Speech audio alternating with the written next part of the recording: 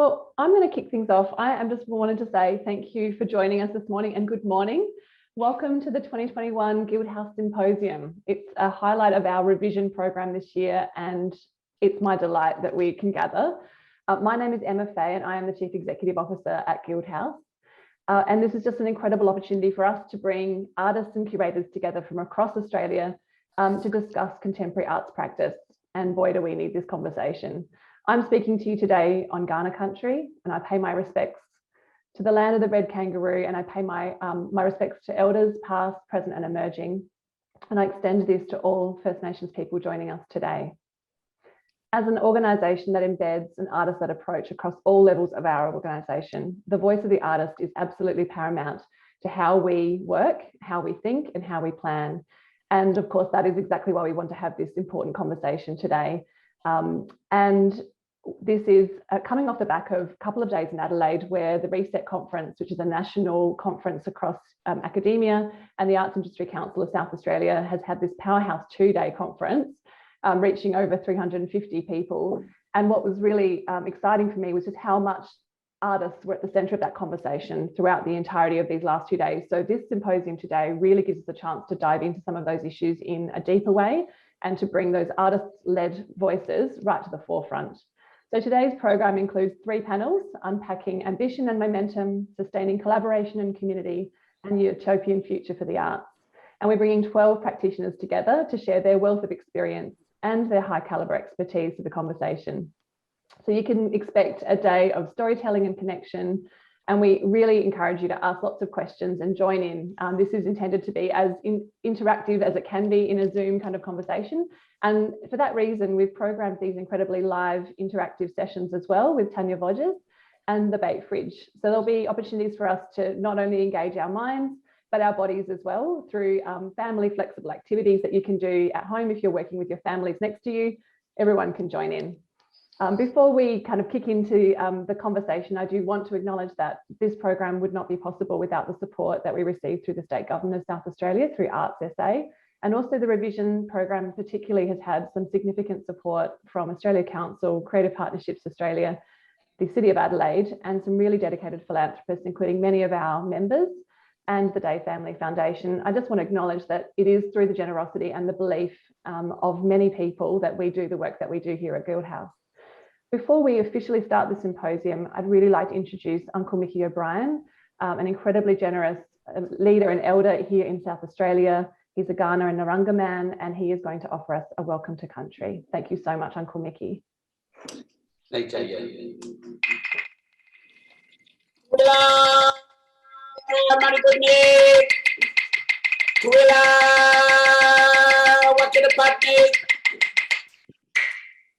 Nai Kaurna Piako Maklankla, Marawachanga, Kaurna Mina.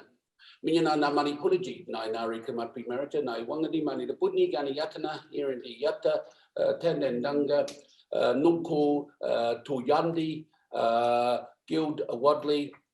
Hello and welcome. Welcome to where I come from, being the lands of the Kaurna people of the Adelaide Plains, and as Emma said, the Red Kangaroo place, a gathering place, a place that was a meeting for all our nation's peoples. And we call upon the spirit people of our ancestors to bring good blessings to us all. And we do that through the Bukundu Wika, being the lightning brain web, or you would say the internet. And we say hello to all people from all nations across this place. As an ambassador and as a descendant, and also known as the impatient one, it's wonderful that we can welcome people. We can say hello, we can say, are you well? But more importantly, our face tells us where we've been, but our heart tells us where to go. Those things are really important. Our people have always welcomed people because it is the opportunity to expand on our knowledge, our connection, our relationships, and therefore we know more. But more importantly, we only take what we need, not what we want, and therefore we share everything. And today is that opportunity to share. And so I'm going to share in a story about how the great elders gathered. They were concerned about the knowledge and the wisdom of our culture and our art. And so they decided to hide it. And one elder said, let's hide it in the tallest mountains. And another elder said, no, our people, they love to explore. They will find it there. Another elder said, well, let's put it in the deepest caves. And they said, no, they like to roam and they will find it there. Another elder said, well, let's put it in the tallest trees. And they said, no, they love to climb, our people, and they will find that there. And one elder said, well, let's put it in the last place they look.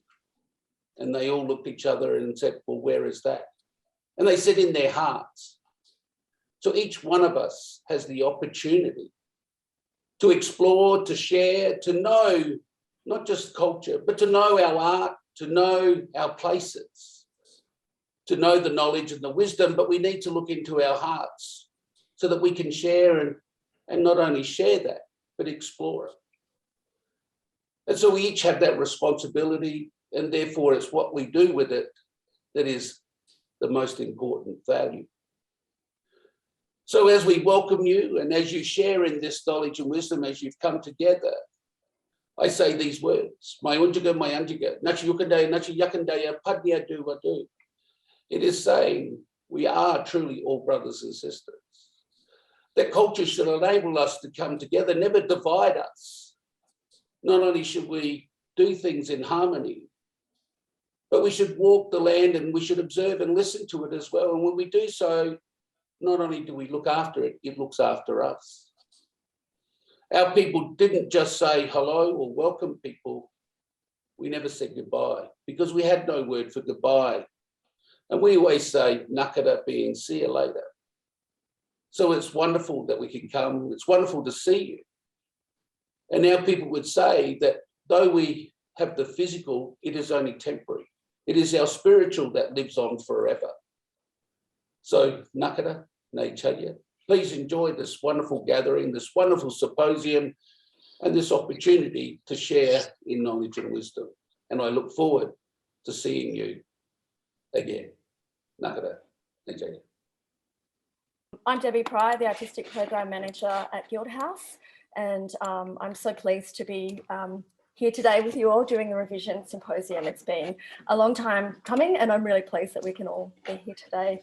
As a national event, we're all coming together on the lands of the First Nations people. Today I'm speaking with you from the ancestral lands of the Kaurna people. Please join me in paying respect to the traditional elders of this land, past, present and emerging, and acknowledging the rich and ongoing creative culture of the Aboriginal people. Thanks again to Uncle Mickey. That was really special to have him in our office with us today. As Emma has introduced, we have a jam-packed day full of conversation and activity. While this is an online symposium, we want to everyone to feel like they are welcome to participate in this community event. So please feel free to keep your cameras on so that we have a kind of community flow happening, and please feel free to ask questions. You can do so either by asking a question in the chat or saying in the chat, I'd like to ask a question, and when it becomes the right time to do so, we'll ask you to turn your mic on. So I'm really excited to introduce the first session, Ambition and Momentum, and their speakers.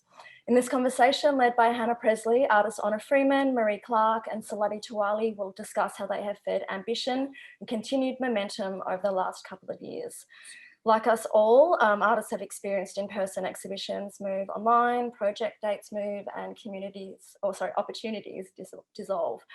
Guided by Hannah, we'll hear how they've each navigated the ups and downs and leaned into the ongoing opportunities, uncertainties, and changes. So today we'll hear from Honor Freeman, an artist whose practice utilises the mimetic properties of porcelain.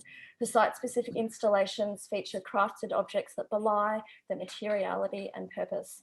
Through the lens of the domestic, her works often speak to the contemporary theory of self-care, expression, and vulnerability.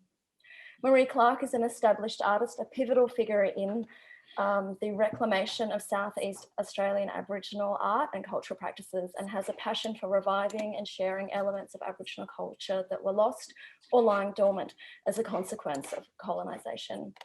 Maree has many projects on the go and currently has a major career survey, Ancestral Memory at NGV.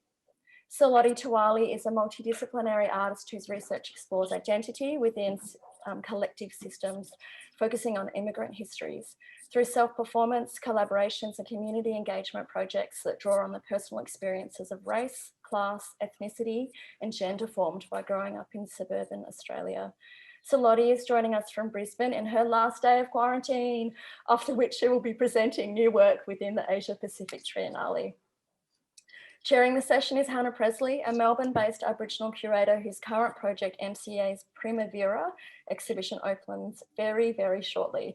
She's also held the role of curator at NGV, at ACCA, and assistant curator at the Australian presentation at the Venice Biennale. Welcome, panel. Welcome, Hannah. Hello.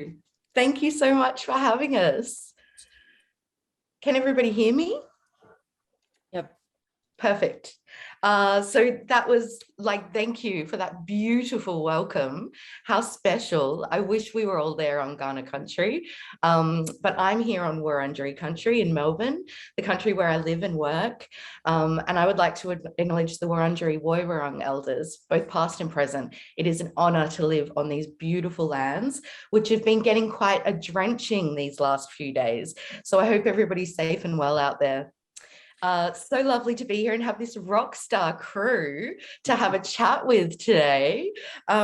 It's been a really wild few years, so I'm keen to hear from each of you about how you've survived and adapted or not. These artists have been working through many projects.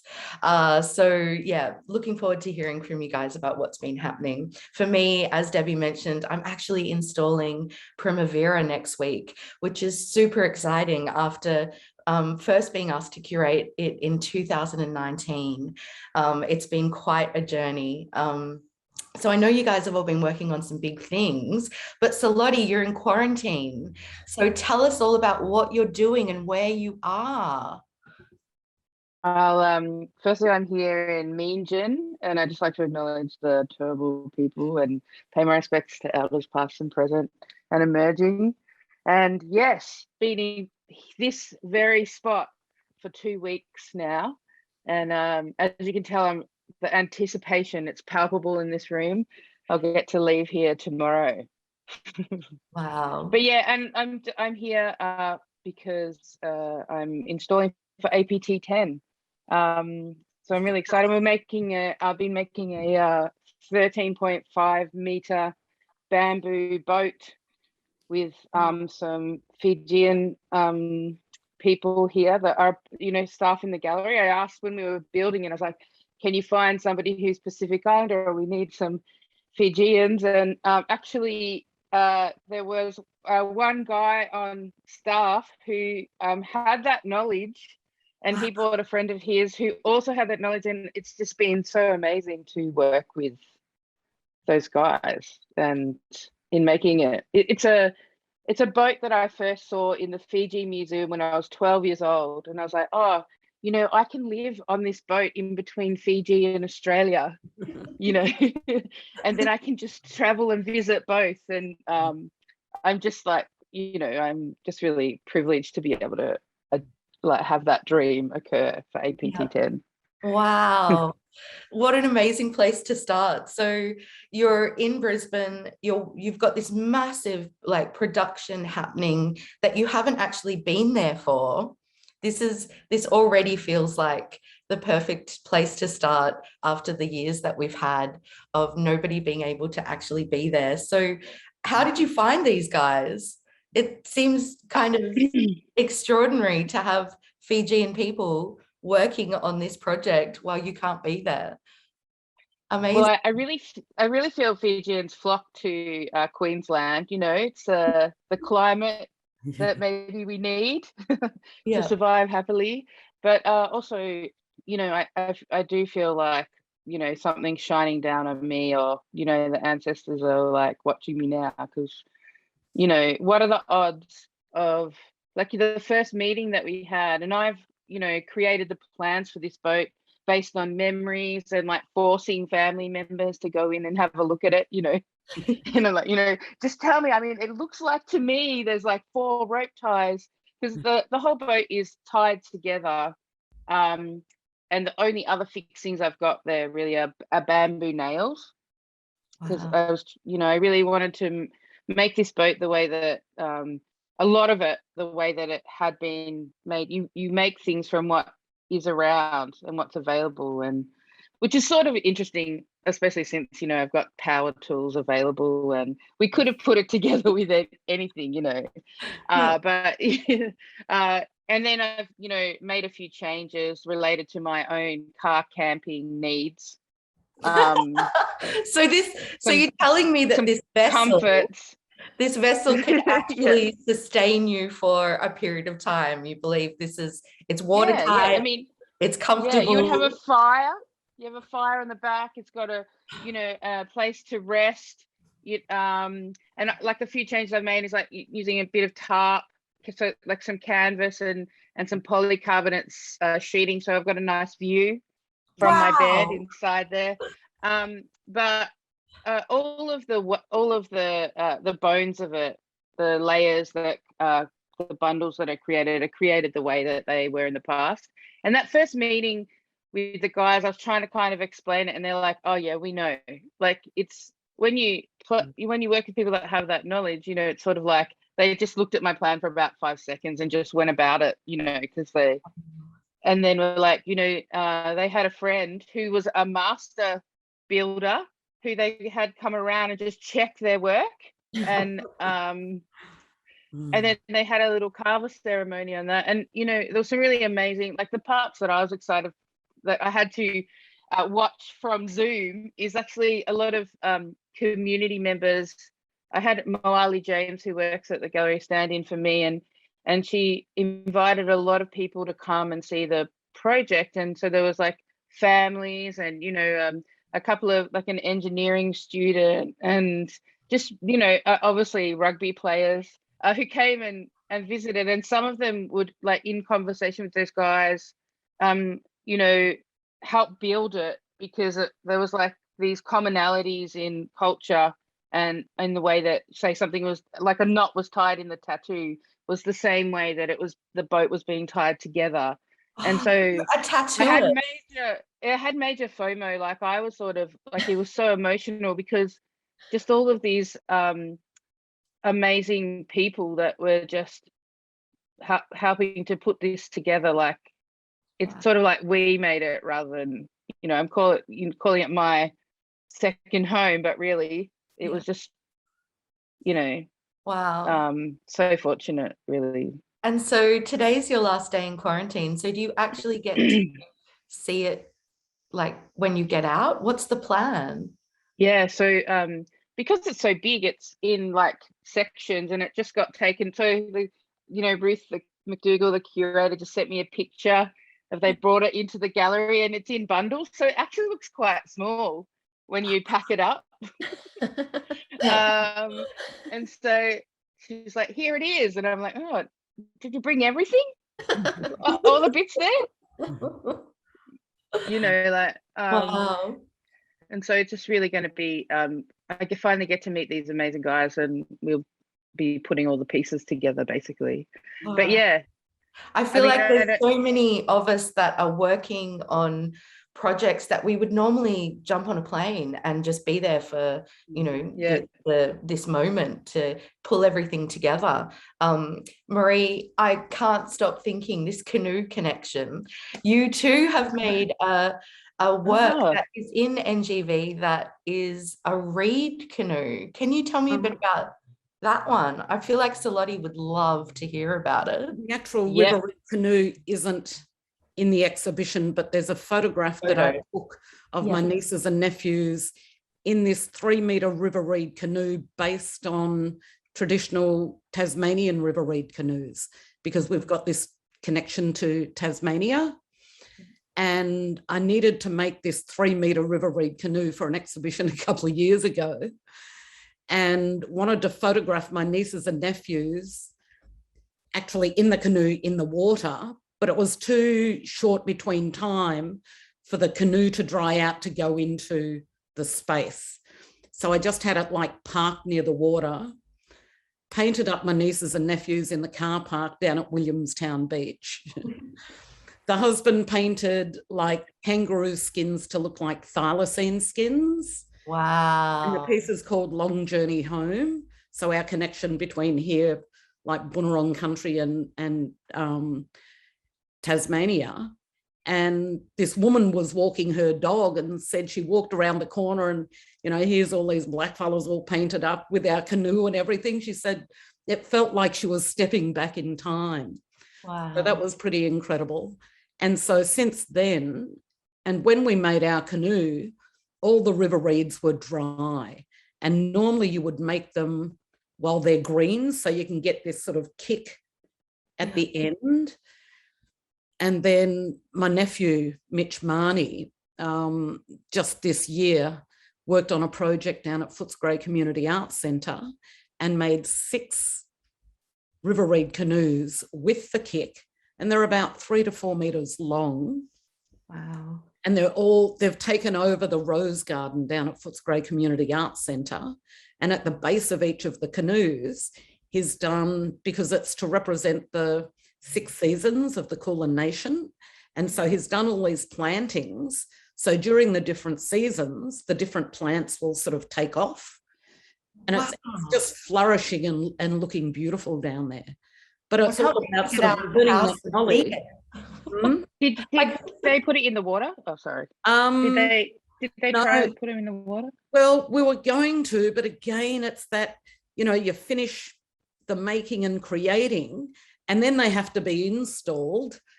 And the river's like, you know, what, 40 metres from where they're installed. And they did want to put one in, but we just haven't had the time. Like that will take a whole day just to like get it in there, have a practice paddling around, because you're not going to do that and not photograph it or film it. You know, it will be an amazing moment.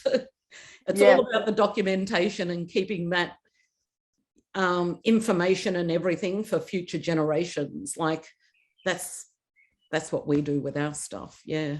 But so excited to see your work. Thank you. I mean, I'm interested in that too, the documentation, how like we piece things together from old stories, and then also like colonial archives, and maybe seeing a version of the thing. It's sort of like, probably the most exciting part is feeling like you can redo that. Sort of recreate. And I sort of put it down to also like some type of ancestral memory that we have in the making and creating of these things, because I'm working on another project with Melbourne Museum on the living archive of Aboriginal art. And so basically we document everything that's made and created here in my backyard and sharing that knowledge and culture. And we had a mob come down from Nooka because Mitch and I were supposed to go up there and work with community earlier this year. But because of lockdown, we haven't been able to go there. So Mitch and I have been making these mini documentaries, just using our mobile phone, of grinding ochre, taking the sinew out of the tail of a kangaroo, making feather flowers, all these different things, melting down the wattle resin to mix with the ochre to, you know, stick to the leather or possum skin cloaks, and documenting all of those processes and sending these films up to Nooka so that the kids can actually use their own mobile phones and edit it themselves and share that information with communities, or get stories from their elders and, you know, pass that knowledge on. I think about, Honor, your series Ghost Objects comes to mind when these guys are talking about this kind of personal memory and connection. Can you tell us a little bit about that series? What where that came about? Objects. Yeah, I suppose I guess I firstly want to say, you know, it's nice to come to you today from Narrandjeri land, where my home and studio is, and of the Remanjeri people, and I'm in Remong, which is in Cunner Bay in South Australia. But yeah, to talk to your point about ghost objects, I guess that's something I've always described my work as, in the process of working with clay and casting, slip casting, which is the process in which I make the objects I've always described it as it's sort of a remembering of an object, but there's a sort of a slight slippage and a translation that occurs in that remembering. So there's, this sort of a shift, I suppose. And so that's like they are the object, but they're not, they're a remembering, and they hold sort of a something else in them, I suppose. So ghosts of previous.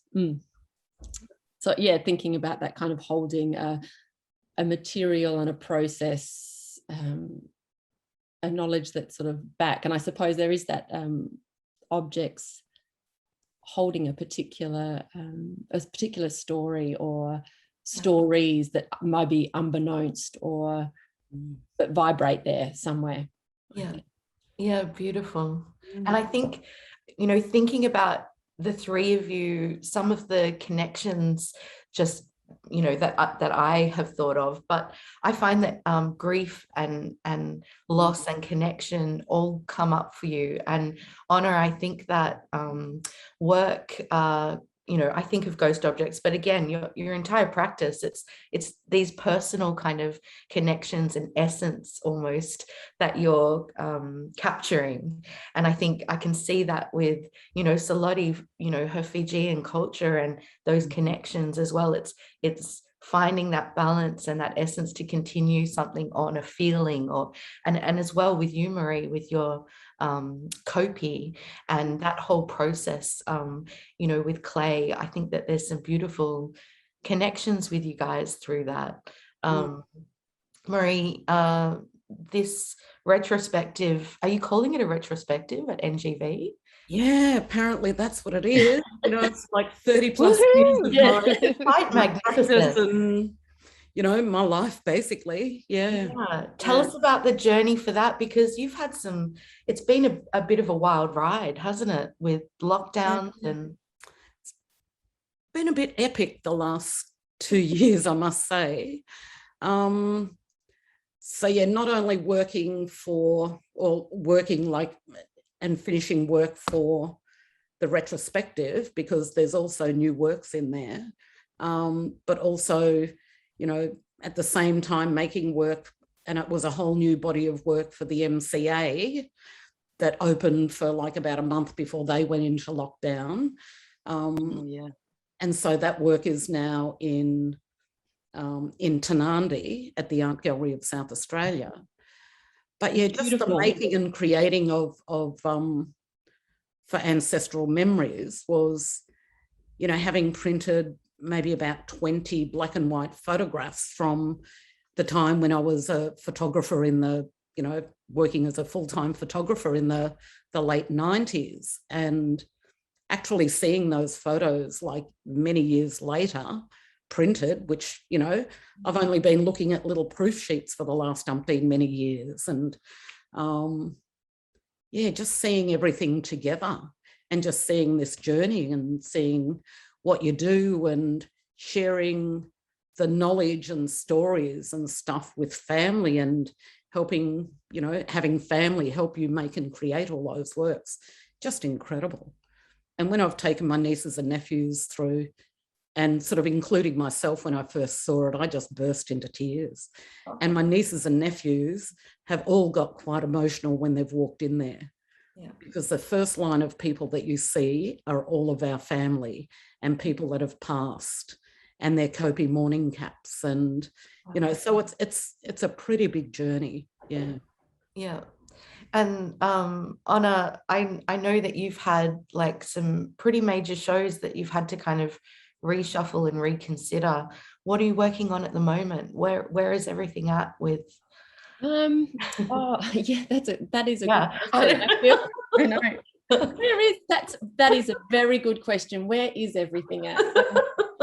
I do feel like I said, which I think we all do, you say yes to everything because you don't know when you'll stop being asked, and you sort of, so you want to just make it all work. And I think with the pandemic, everything kind of, all the yeses would have been spread out nicely, but then they got like very crunched, and then we and everybody moved house now. I know. And then so yeah, it's been a fascinating, I've sort of had both edges of the sword where early on I went, oh, it's actually really nice to have things cancelled and to just step back because I didn't quite understand how to be in the studio. It didn't feel right in the early stages of the pandemic. And later on that shifted, I suppose, to kind of re-engaging and realizing that it's great to have a project to turn up to, and that rhythm of just turning up every day in the studio and continuing. But yeah, I suppose that's a very long answer to sort of say that, you know, at the moment I'm working towards a small show, a solo in Kyneton, but also a larger group show called Neoteric as part of the Adelaide Festival here in February. So yeah, sort of hit the studio, like we moved at the beginning of the year, set the studio up and kind of hit the ground running, and just been trying to make sense of this space, and probably thought my work would go in a different direction. And then the pandemic hit, and I guess the universe delivers you something, and I thought I could walk away from soaps, but with hand washing rituals back, you know, like the politicalness of that, I could not walk away from that. So yeah, the work sort of pivoted in all of that time. Yeah, wow. All of you you all just went like this. Yeah, did everybody else have like what seemed like an amazing 2 years? Like, oh, there's a lot, but you know, it's gonna be really good, to then it's all kind of moved into 1 year, and you're dealing with, I guess you're dealing with how you feel, like you were mentioning on like how you feel about being in a pandemic, and the nature of something changes for me based on what's happening as well. Like how I feel towards the objects, how they're going to be made, kind of, you know. So I know, I understand. Sorry, I just understand what you say when you talk about the crunch. I think we all three of us went. Yeah, you sort of go. Yeah. Because, and understanding, I think, like, I was fortunate to have one exhibition where you got to celebrate it and understand it in how we traditionally know that of celebrating with friends and family and peers and colleagues, and have people view the work and those conversations. And then one where it was obviously I sent the work and just had to have complete faith and trust in the gallery I've worked with, and it did. All of that work in the studio strangely felt at the end as though there wasn't a show, even though there was, and people saw it online. But at the end, I sort of went, oh, I haven't got the post-exhibition blues, because it doesn't feel really like I have had an exhibition. So, you know, there's the positive and the So much content has gone online as well. Yeah, which has been a bit odd, and I feel a bit odd sort of rocking up to a Zoom opening. I haven't actually done it. I just can't do it. Have any of you done a Zoom opening? No. And I don't know if I could. It's sort of like at the beginning of the pandemic when, you know, you'd be working, everyone's like, let's do Friday night drinks, and you're like, oh, I don't know if I can do another Zoom. I can't add another one. I've done a couple of those, but yeah, it's like I can't do the online workshops like that. That is another headspace that you have to sort of try and work out how to do all of these things online, where participants can see and engage, and it's not tangible. Yeah, well, I think I'm teaching online. I think all of us work in a very probably physical, engaging with material in a really, really tactile way. Yeah. When people can't also enjoy that in an intimate way, and you can't translate that with your hands, it is a and there's it's a different energy, isn't it? It's a different energy to then when you're like I had my solo show at Picker, and all those things too, like that, not being able to touch things, but also the having to communicate the way that you would want something done, that you would probably just communicate easily if you were there, or just do yourself, like in that sort of. So watching it all like be put up and trying to like, I think because sometimes if you don't communicate something and people just presume in their own logic, it can create a tricky situation of where we have to start that job again. If I to be delicate about that, but actually for me, like it was that the communication, and those guys did a really good job, but I will only have ever seen that show in like photographs, and it's an installation that took up everything. And the individual, like the paintings and the videos I touched, and but everything else was done by them, and it didn't feel the same for me. Yeah. So I guess coming out tomorrow from quarantine and being able to see the piece that's been made, but also engage with those people that have been able to bring that piece to life, like that's a pretty unique and beautiful situation tomorrow for you. Yeah, I think the first thing I'll do is just touch it. Because also when they were building it, there was this discussion about what was going to happen, like what could people touch it, and I was like, yeah, people can touch on it, they could touch it, they can stand it, they can do what which is a museological object, but also it's a boat, like that wheel, like actually before when you were talking about the boats, like, and also with talking about the echo of something, is like when I look at that boat, I think of that, but it won't do the things that like, it won't ever go in the water. Like everyone talks about it going in the water, but it's owned by the museum now, so it's never going in the water. Only gets next season. Yeah, it's gonna be thirsty.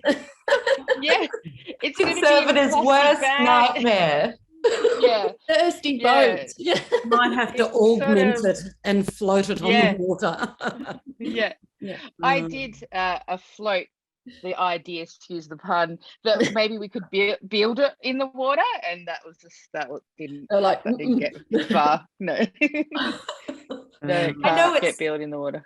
It's an interesting thing translating things to spaces like that, and obviously intellectually, and you're making all these connections and building these amazing objects. I know, Maree, so much of your work is based on that, museum collections and things that you find, that you can recreate.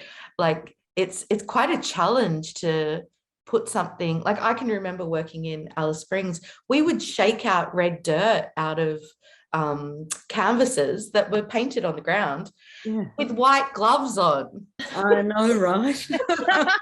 Yeah. That would end up like hot pink from the red dirt, but well, Hannah, those hand oils, you just got to be careful. Those oils are in your hand.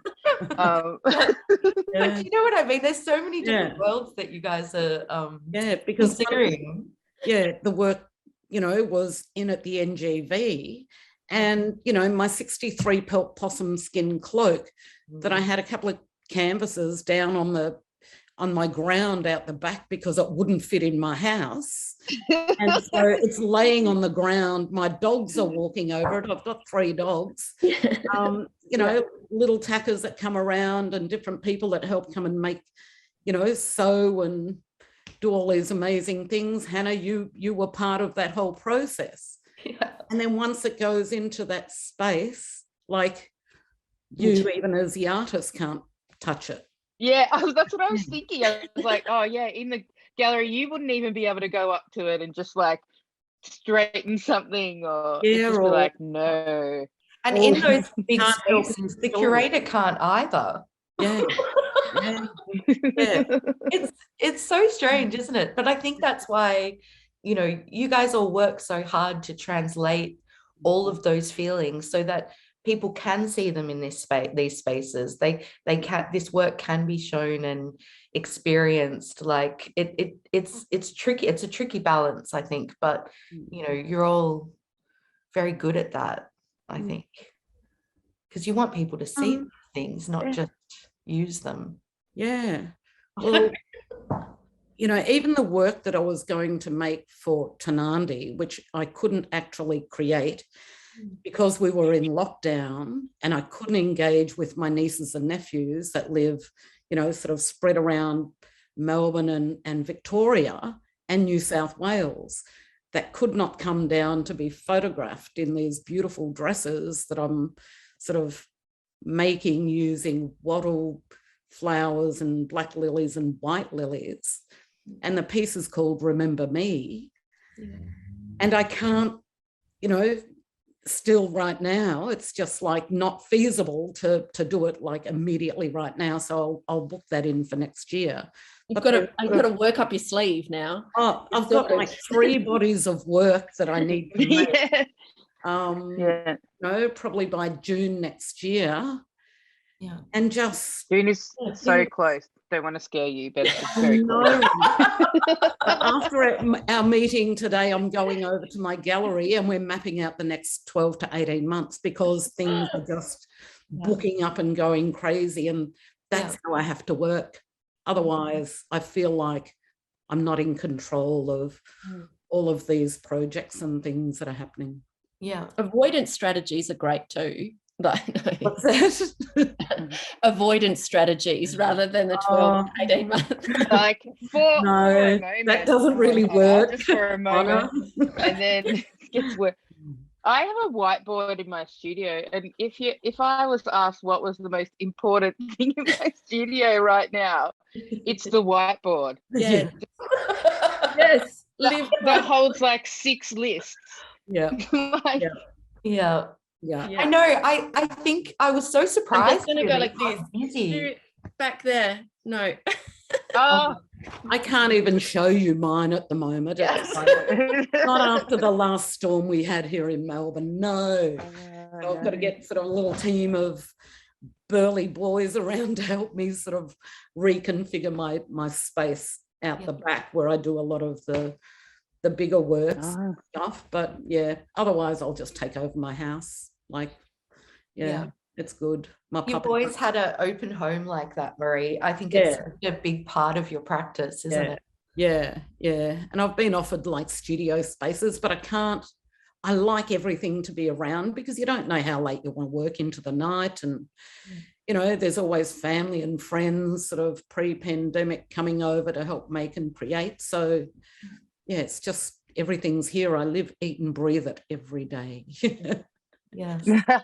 And then that's actually like that's why maybe during the pandemic you were able to at least look at things, right? Or were you you're making in between, like in that first lot last year, like my sister who moved to Adelaide, she didn't make it across the border the night the borders closed. So for about 5 months, I have 3 dogs, a husband and 2 housemates. We had my sister, her 2 kids and their 2 dogs. So 5 dogs and 8 people in my teeny tiny house. and some of the biggest projects that you've worked on. Yeah. And you know, I've got Metro Tunnel, like the 5 new stations being built here in Melbourne. Sort of that was still kicking over online, but I couldn't meet with my artistic collaborator. We'd have to do these Zoom meetings, but it's not quite the same as meeting in person. And there's like mega loads, but we got through that. And as soon as the borders opened, I zoomed them across, dropped them off back here and back to business, basically. Yeah. And Maree, sorry, Salote. I was just going to ask about I remember you talking to me, Maree, about some printing that you got done recently. What happened with that? Oh, yeah. So also during pandemic time, and I had a commission for the new Shepparton Art Museum that's opening next weekend. And I'd gone up there, photographed elders, sort of compiled these 3 huge lenticular prints, like 2 meters by 1.2. And I get my prints printed in Canada. Well, over in Canada, the guys that work on the docks were on strike. And the acrylic I needed for the prints was on the ship. And they couldn't unload the boats. This went on for about 2 months. Wow. And Shepparton were asking for the prints and we couldn't do anything about it. And finally they got them printed and sent. And the colours were wrong. My sky wasn't in the photos. There were no moving clouds. And they had to do a reprint and send them back. But this has taken probably 6 or 7 months to get this work. Whoa. That is now hanging at the New Shepparton Art Museum and being launched next weekend. I am so happy. But these epic, longer kind of journeys with things, are you guys all kind of, sorry, and then? It was supposed to be launched like March, April this year. But, you know, and during their pandemic, their lockdown, Shepparton, they weren't taking any deliveries from Melbourne. So, you know, the pandemic has just sort of had these tentacles that just sort of do that to a lot of things. But no, everything's worked out now. Thank goodness. So crazy, because I think we so many of us have like overseas connections that that have all been kind of compromised at the moment. Like, so Lottie, you've got something coming up with Icon Gallery, is that? Yeah. I mean, that's with the MCA and Icon Gallery in Birmingham, and it's it's for the UK Australia season, Right. which is, I think, partnering organisations between the UK and Australia. So it's like theatre, visual arts. I'm trying to think of other things that exist, but yeah, like circus, and so like performance and visual arts, let's say. And so that's all been like on Zoom meetings as well, which is sort of, it's really, I think probably I was having a meetings with people that I wouldn't maybe because everyone came to the meeting because it was a Zoom. And it's just a really different experience, because I think as an artist, that's not that often that it's like, okay, and then the artist will report on what they're doing, you know. I think there's a real balance in how we work. You know, you've got the ways you work in the studio, it's the way you build and think about an idea, to then do some kind of official report was just sort of a different, just let's just say a different experience for me. But yeah, so yeah, I've got that happening, and I guess what can I talk about right now? I mean, this year for me, I had like 2 solos and the APT, which was going to be a lot, like over 2 years. So that's what I meant before when I was like, oh, you know, ideal 2 years, and but yeah, so I also couldn't go into my studio, but I didn't even know if I wanted to go into my studio. And in Sydney's first lockdown, I created a little studio in the corner of the house that my partner was constantly asking me to neaten up a little bit. We have different ways of dealing with space. But still was able to like kind of, you know, start things and test things out. And but I think in this second one hit a bit harder because of having that the studio sort of taken away.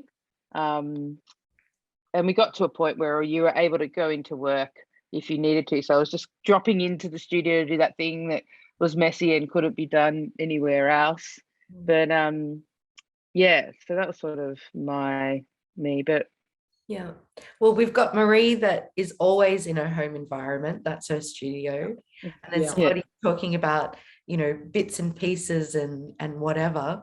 Anna, you've just made a huge move during this time. Yes. Yeah. Yes. Like a proper off to the country, out of the city. Yeah. I mean, it's not super far from the city, but it is enough to create a decent break. And Yeah, it has. It's been it's something that we've, like my family have wanted to do for some time. So it's been really exciting, but I guess it's always that thing when everything always comes at once. So the thought of kind of trying to finish a show before Christmas and pack up a house and studio and move, and then set everything up really quickly, get everyone settled in their new schools, and then try and kind of continue making was pretty. How did you do that?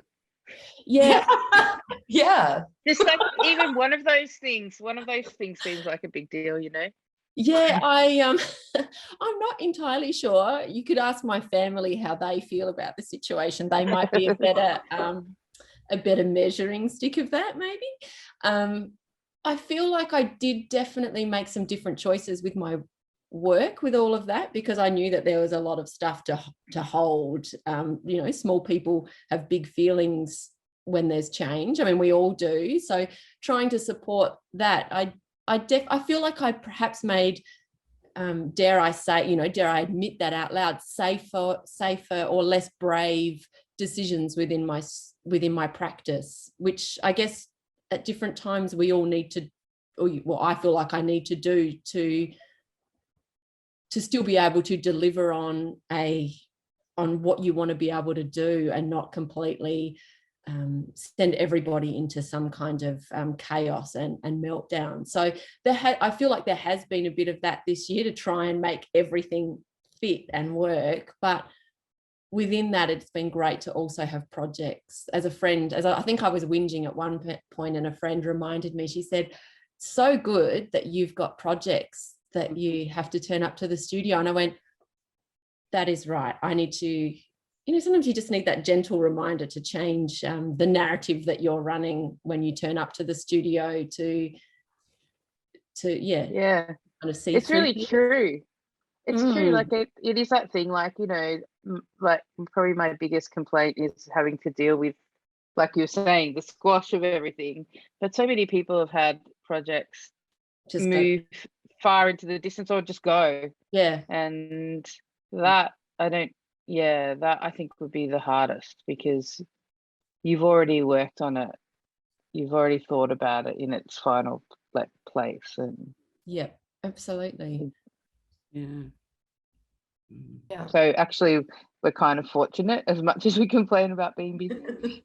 Yeah. And I think, and I try not to do that, complain about being busy, but also, I think practices they ebb and they flow, kind of like your seasons of reading. Sometimes you're reading voraciously, and other times, you can't get through a page of a book. And I feel like that with your practice, but trying to always just keep turning up, pushing through the grind of that, and hoping that something will come. But yeah, I was listening to someone the other day, and a friend and I were talking as we were walking on the beach and discussing that kind of constant upward trajectory, as though that a practice is always kind of moving in this way, but sometimes it's not, and it's the deviations or the downtimes that there is still so much growth and so much learning, but it's sort of the way we seem to measure is always in this kind of upward stratosphere. I'm not sure, but I like that kind of constant chip sort of way. Yeah.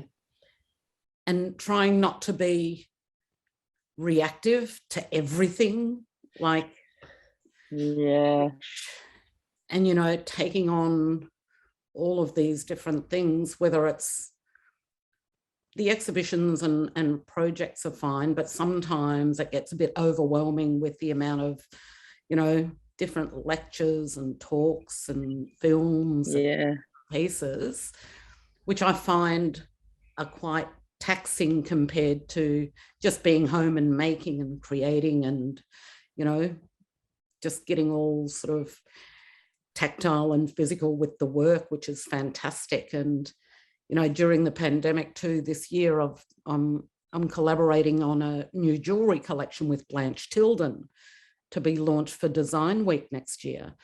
Well, I'm at home working with all the organic materials, and Blanche is home working on her bits, but there is no physical possible way we can sort of collaborate via Zoom to put these pieces together.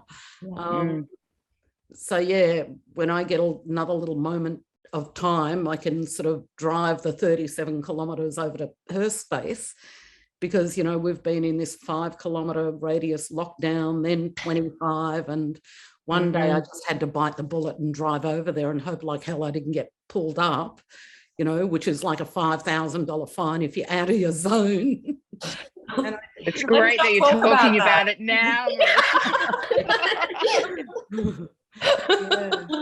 You know, just like that, which, you know, becomes really a little bit frustrating sometimes. But now, you know, we've got our 7 designs, and, you know, we'll be working and making and creating all those sort of come early next year. So, Maree, can I ask, is it all right if I ask a question? Please do. I guess I'm going to ask it anyway. I'm asking it. So I guess in the lockdowns, I guess you had no time to kind of think, like, you know how the space of thinking about making something is just as important as the actual making. Like, it sounds like you have like an insane kind of, like, so many things happening. Was that what helped you just deal with being in a pandemic? Because you're like, I've got to do these, like, apart from, you know, being able to drive and have physical meetings with people, I had a couple of Zoom meetings with Blanche, but yeah, just going to deliver. But I've got like 13 projects that I'm working on, and some are quite big. Like the Metro Tunnel, that's 5 new train stations in Melbourne, and developing work for the platform area up to concourse in each of those. Wow. And install starts next year. I've got a question. So developing, so is this sort of sculptural works, or is this sort of works that have translated and then sort of image-based sort of? Great question. Yeah. Let us know. We can't give away too much, but I've got an artistic collaborator. We won't say anything. And it will be like from platform, and each platform is 220 metres side, times 5 up to concourse. That's just one project. Was there a moment where you thought about, like, when you were invited to do that, did you feel like running in fear or go, oh? No, well, I was actually in London and got this phone call at 5 o'clock in the morning to say that I got the gig. And I said, oh, okay. So I rang back to my gallery, Vivian Anderson Gallery, and I said, Viv, I got the gig, you know, the Metro Tunnel gig.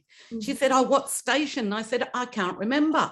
Can you ring them and ring me back? So she did. She said, Maree, you've got all 5 stations. Not just one. So that was a bit crazy. Wow.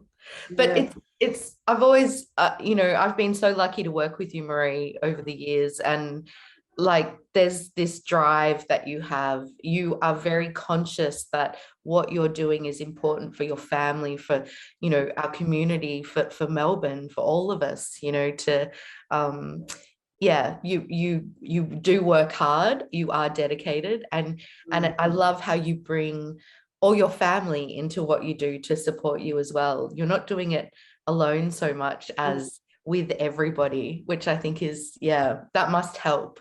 Yeah, because for me, it's about the future generations and what it is that we're leaving for them. Because, you know, when I started out, I would have to, you know, go to museums and research, and you talk to elders who might not have that memory or story of that object or whatever it is.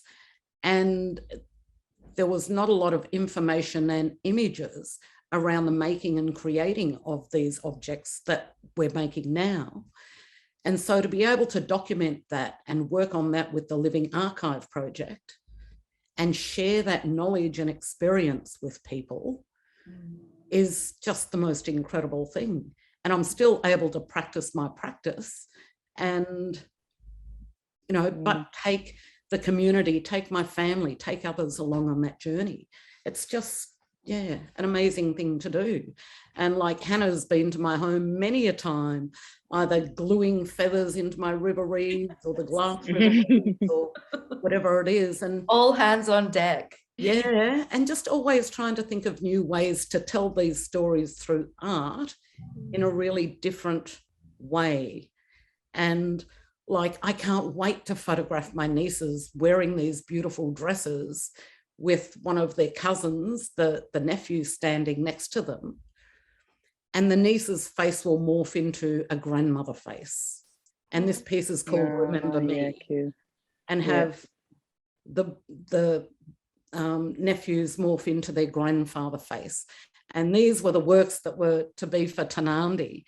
And I was just so gutted that I couldn't sort of make this work for that. But, you know, there'll be shows coming up next year. I'm sure Viv and I will map and plan and make it solid as next year. Yeah. No, it's good fun. I have to say, in this public environment, that actually I am a huge fan of yours, Maree, and I love actually that experience that you just talked about from your perspective, walking in and being with your works is that I mean, sorry about the fan moment, Maree, but is like that is so inspiring, has been so inspiring for me as an artist, just to be near those works, to experience them. Because people think, you know, bang, you know, it's an overnight success. That's like over 32 years of making, creating, you know, all the ups and downs that you go through, life, death, you know, all the good times, the sad times, but everything and all of that energy, I feel I put into my work. Yeah, it's there. And yeah, I have to, you know, absolutely love it before it goes out this door. Perfectionist, yes. Oh my God, I just drive myself nuts sometimes because I don't sketch and I don't write. I do that whole thinking about the whole process of making that thing, that object, whatever it might be, or the new multimedia piece or the photograph, but thinking about all the elements that you need to make and create that. And then once I can see it in a gallery setting, bang, I can just make it. It's a different way of making it, I guess. But I love that quiet time. It might look like you're sitting there just doing nothing, but actually it's really busy up there. Yeah. I think having a sort of a craft practice, the sort of way, you know, there are rules to follow with material and processes. Similarly, I often feel like it's like if I need to do productive procrastination, where I'll sit at the wheel and do that repetitive, that kind of repetitive kind of body knowledge action, where the hands are busy and the head kind of can go somewhere else, sort of like long distance driving, but it's sort of when the best thinking and problem solving happens when waiting for that kind of that feeling, that right feeling, like like a journey. Oh yeah, it's right to move to the next thing now. Because sometimes it's a bit meditative when you're sitting there sorting through a whole container of feathers and you're looking for the perfect feathers. So you're just getting them out and laying them down, and even how you lay them out just looks beautiful. So I photographed that process too, you know, because one day, you know, who knows. But yeah, every little step of the way, I love the processes too of making. Yeah. I feel like that's a lot of data. You've got a lot of things around. Oh my God, you have no idea how many hard drives I've got. But you can just get a new one. And yeah, I pretty much do that. Once I've maxed that out, then it's a new hard drive. And they have like 10 terabytes now. Yeah. Actually, I think that what you said, one of the first things you said was like that it's a journey in a way, like it's that you're saying that's 30 years of development, and like honor you with the, like, you know, continue on that repetitive thing. It is true, like Nothing does happen quickly. It can so seem like it's quickly, but it's actually, you know, Beamer. yeah, there's agreement there from the dogs. Yeah. Yes, they're saying, Salote, you are right. Yes. Yes, yes. I now speak dogs. I've just got to get this. And they are. They're like, they just said everything I say is right. If Yeah. you'd like me to translate. Love how you're translating for them, Salote. Yeah. Skill. I Yeah. love it. But did you hear that last bark? It was like, you too, Honor. Yeah. Everything you say is right. I've had this same experience, Maree. I feel like nearly every meeting is crashed by the postie and my dog's reaction or something. Yeah. It is tricky doing all these things that we normally separate out. Everything happening in this one space, you know. Yeah. The collapse of public and private. Yeah. And I have 3 of them. That was only one barking this time. But when the 3 of them are going off and that was somebody knocking at the door, it's like, part of it. Wow. What can you do? It's life, basically. Yeah, and I feel like we've had to expose more of that kind of to the public through this process as well. I mean, I haven't been into an office for 2 years, honestly, with everything happening. And so everything that's kind of happening around me, I feel like, there's a lot more, there's less privacy. Are you guys finding That curtain is gone. What about shoes, Hannah? Have you worn shoes? Like, I've hardly worn shoes. I hate shoes and socks anyway, so it's a real element. Yes. No, I still get up and put my work boots on. Like, I feel like I'm you know. There seems to be two camps, like people that are not wearing pants right now. Tracksuit pants. Not Speak for yourself, Hannah. yeah. And then those people that are like I work with people that are getting up every day and getting dressed for work as if they're leaving the house, just because that's part of their process as well. It's I have to do that. Yeah.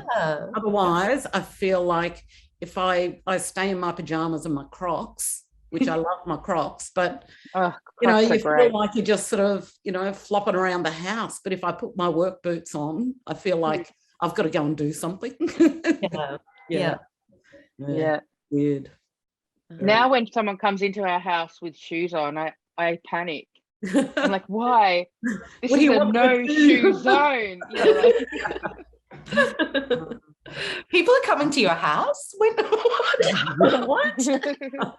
Yeah, actually, we got a dog behavioralist in because we were talking about dogs, and our dog bit the behavioralist.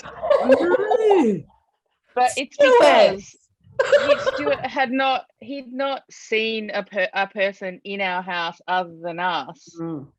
He wasn't actually going for the behavioralist. I wish I hadn't brought it up because now it sounds like our dog is bad, but no, he wasn't going for the behavioralist, but he just was like, what, who are you, like, what are you doing here? Whereas my baby just thinks that it's totally normal to have all of this attention, and all of, like, our pets have loved this, but there's going to be a moment where we're not home. I don't know how she's going to cope. They're all going to be like a bit they're going to be sad. Yeah, it's going to be a lot of anxiety. Yes. Luckily and this is Humphrey. Oh. Hello. He's spoiled. They're all spoiled. And this is what they tend to do when I'm on Zoom meetings. He tends to climb up on my lap and just sort of takes over the screen. Oh. Yeah. It's that lightness of, having our pets around. For me, I don't know who out there are animal people, but seeing my little dog's tail wag in happiness, it just melts away a layer of all the stresses of the world. Yeah. But I have a puppy, so that gets melted away and then it's brought back by the next thing that he does. An eaten sock. Yeah, eat a sock or bark in a meeting. Not have barked all day and then there's a meeting. It's like, I must be on your lap and I now need to bark. So what have we all got happening? We've got a few months left, or not even that. I don't know, I'm bad with time, but till the end of the year. What have you guys got on? What's happening? Wow. I've got Maree, you might want to start. Maree, yeah, we might need to extend this just for Maree. so mine is working towards the first 3 to 4 months of next year. So I need to sort of start now, but I've got like Lawn Sculpture Biennale, Melbourne Art Fair, the new jewellery collection with Blanche Tilden, the Metro Tunnel Works. Yeah. I'm also curating an exhibition with the Open Land Museum, which is an augmented reality exhibition in a Federation Square and down along Burrung Ma. Wow. So we met a few days ago for the first time because we've been having all these sort of Zoom meetings. And so that was really good. Wow. And sort of next year got an artist residency in Massachusetts. Oh, like amazing. Weeks, and taking my niece and nephew, Kerry and Mitch, over with me and working with First Nation artists over there, a little bit like the Wrapped in Culture we did in Canada. Yeah, which has had an exhibition outcome finally more recently. Hey, so that show, which has been a traveling exhibition where I took my family over to Canada. We were there for 3 weeks working on a buffalo skin cloak and a possum skin cloak. And the exhibition's been traveling for like 2 years, and it finally came here to Footscray Community Arts Centre. Went into lockdown the day before it opened. And then they packed it up and sent it off because like we were still in lockdown when it finished. And but the work that we'll do in Massachusetts, so that was buffalo and possum skin. This one will be moose hide and possum skin. And working with First Nation artists over there and going to see like the possum skin cloak in Washington. So far out. Those things, I hope you have that opportunity.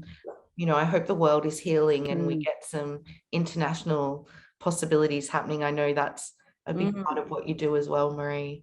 Yeah, well, I was lucky enough that the show in Japan went ahead this year. Wow. I think they came out of lockdown or something, and Viv and Amy organised for all the work to go over there at the Photographic Art Museum. That was pretty fantastic. Wow. And just working on a solo show at Viv's next year. Lovely. So I love that there's just time to throw in a solo exhibition. Just a little side thing. What a woman. Oh my God. No, that'll be fun. I've got a few bodies of work I'd like to make for that. And Salote, when and where and how can we see this vessel created? So APT 10 opens on the 4th of December and it goes to, I think, late April, which means that there will come a time, and I think it's around the 17th of December, that people will be able to come to Queensland without going into quarantine. And so mainly like a lot of my last 2 years have been working up to this and install. So actually, to be honest, I feel a little nervous about leaving quarantine to put everything together, and so I guess that's what I'll be doing this afternoon, mentally preparing. And then also the work that I'm trying to make for Icon is with my friends. It sort of goes between a video poetry and a video, like a music video, of where I enact scenes with them that relate to things that we do together, whether it's been in lockdown or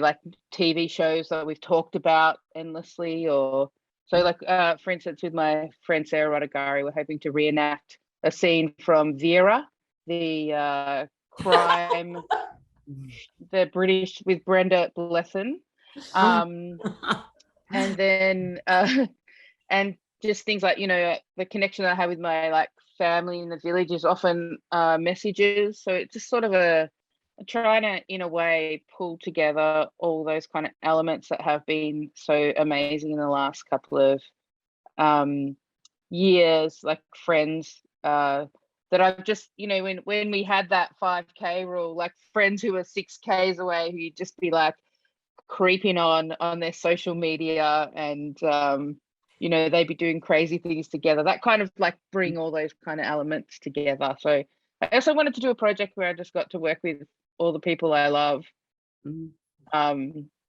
legitimately as a real project this summer. So yeah, they're the two main things that I'm looking at a solo next year and things like that. That's me. Yeah, yeah. And Honor, I don't want to cut you off, but there's a question here that I might just throw into the mix because it speaks to what you were just saying, Salote. It's from Emma Faye, and she's just asked about how you guys have found collaborating with other artists through this time and other people. And yeah, she said, I'd love to hear more about the way you feel this has resulted in new ways of creating community and art making, and what would you like to see us take forward from here, and what will be left behind? That's a great question. Does anybody have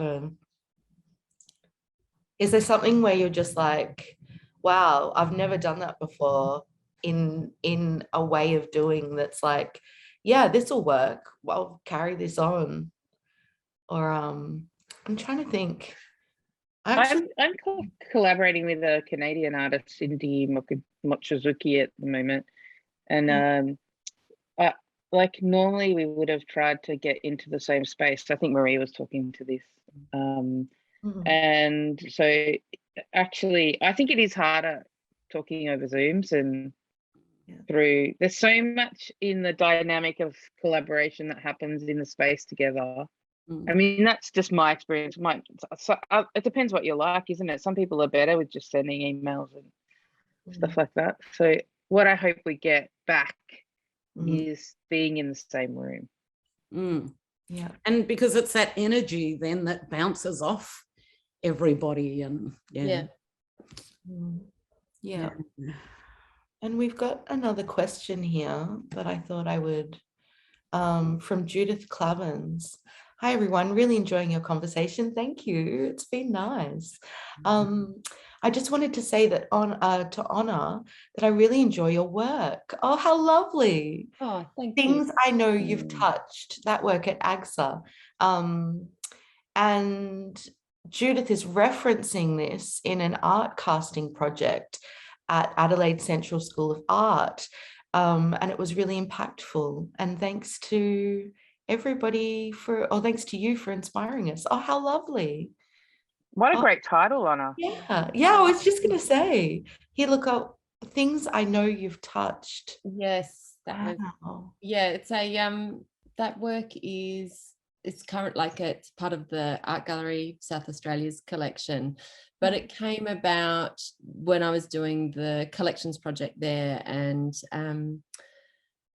you know, researching and accessing their collection and making work in response. So it sort of went down the road of ghost objects and objects around grief and mourning. So this work, my father died quite early on in that project, and my mum gave me all his hankies, or a large collection of them, and the last bar of soap that he had used before dying.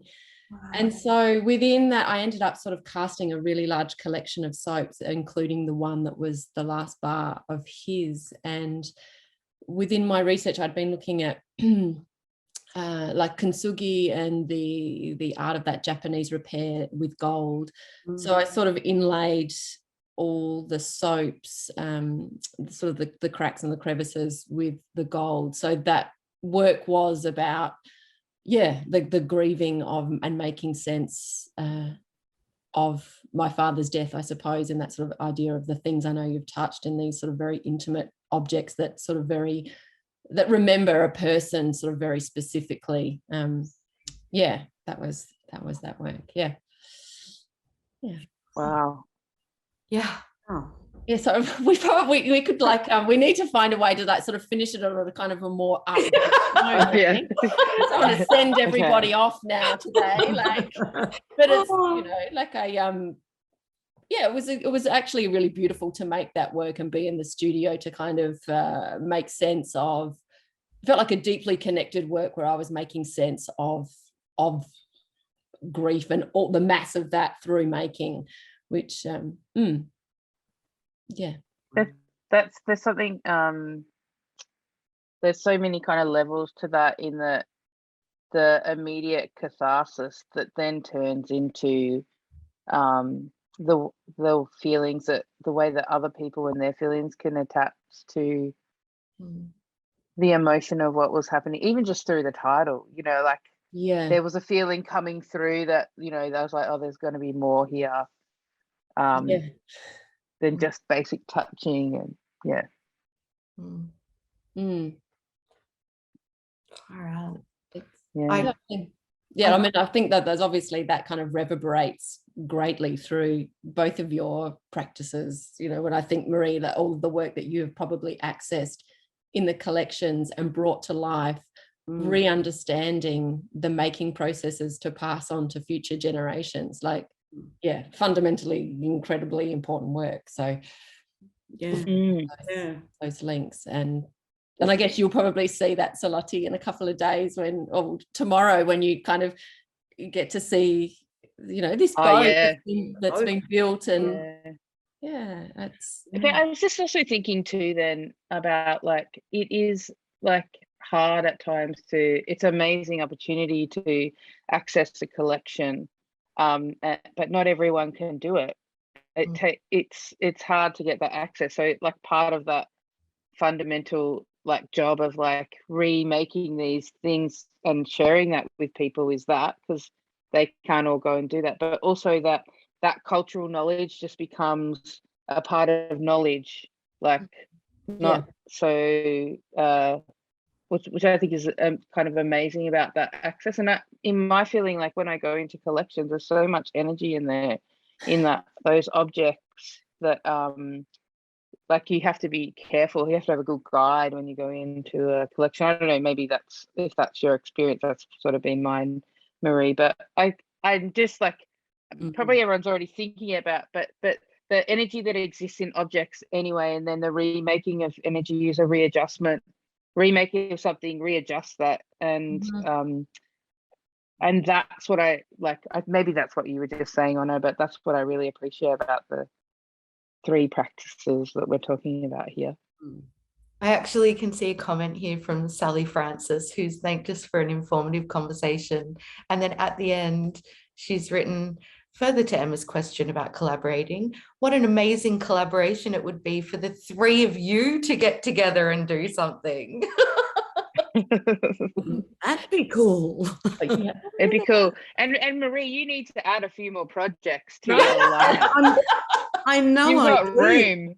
Like my nieces and nephews have just been sort of flopping around home doing their homeschooling with their children and all that, and I'm sure they want to come around to Auntie Ria's and sort of hang out and make more work.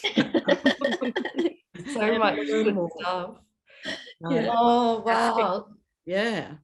What a chat. Something we could plant for like late next year or early in 2023. 23. Oh, I think I've got something. I got some room in 2023 somewhere. So do I.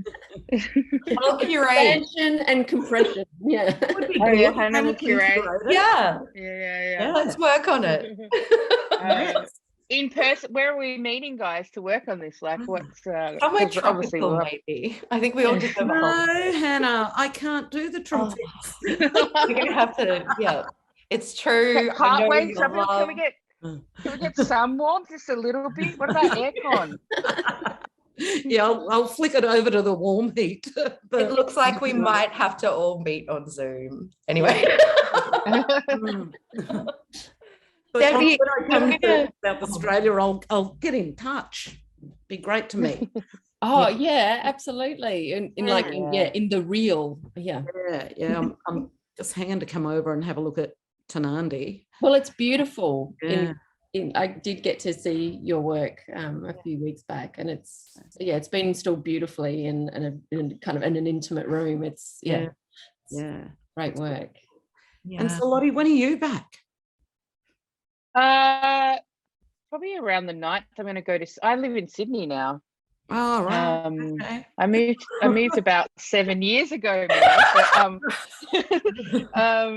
but yeah, no, I kind of there's just a week gap between install finishing and the opening, so I thought I'd just stay. Oh, Because lovely. Yeah. I really want to see all the works together. And Or maybe we could all meet at Hannah's show up in Sydney. Is that in Sydney? Yeah, Primavera. oh, Primavera, let's do that. Yeah. Cool. Hannah, are you free? Yeah. Go to the grandparents. I know. We've got opening events in Feb, so let's see how everyone's going. Okay. I'm free. Yeah. It'll be fun. Debbie, are there any other comments that I may have missed, or some ideas or anything? Just that I don't want this to end. This is such a beautiful conversation, and it's flowing so beautifully. You've all got such a lovely synergy in the way that you're talking about your practices and what you're investigating. And I wrote down 1,000 questions, but you actually just organically answered most of them. So that's, I think, a good testament of a conversation that you've all contributed to. So thank you so much. It's been, such a delight, Hannah, Salote, Honor, Maree, thank you kindly. And thanks to the audience for responding and giving us some really beautiful messages within the chats as well, which we'll also export and we'll send to the speakers if you haven't seen them already, so that you can see how much you're appreciated by the community. So thank you so much. Little round of applause.